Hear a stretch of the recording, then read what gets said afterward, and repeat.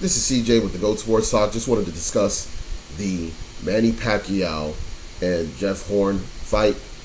It was pretty much a complete sham of a fight. Watched the whole thing from start to finish. It was clear that Pacquiao, even if you were lenient and trying to give rounds to Jeff Horn, which I believe he won the first round, just the way he started off, and I think it took some time for about a round or two for Pacquiao to adjust to him. But after that, Pacquiao was pretty much destroying him. He clearly had the upper hand the whole fight. And when you watch the fight, the only thing that Jeff Horn was doing was headbutting, which led to two cuts near the hairline of Manny Pacquiao.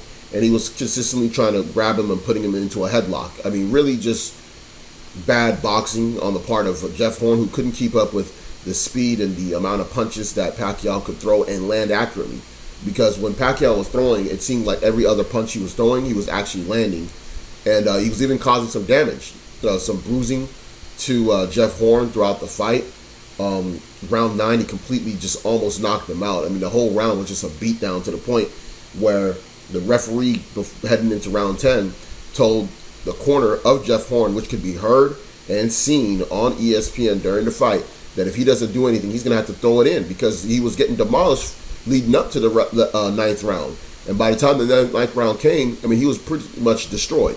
So even if you were someone to award the rounds 10 through 12 to Jeff Horn, there is no way he would have won. In fact, he was beaten so bad in the ninth round that it was a 10-8 round for Pacquiao. That's how bad it was.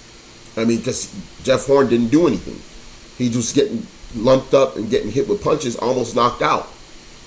So I believe that, like I said before, I have some inside stuff as far as sports betting, because, it's something that I knew about years back for years. And that is what you would call, a Vegas setup.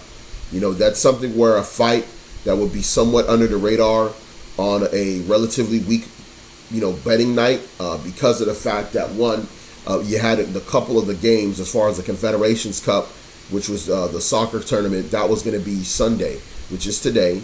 And as far as for the evening, there was no games, because you got to remember, NBA Finals is out of there, and there's nothing that they can really bet on, as far as that's major out there. Right now is a very weak betting time for, the Vegas books or the offshore books. So, there's no real action going on. And the only real action that anybody would be able to play would have been the Pacquiao-Horn fight. And it would look like a setup because, one, the only smart, choice in that fight would have been to, choose Pacquiao, even if it's for the money line, if you wanted to do some kind of a parlay, or depending on what the odds were.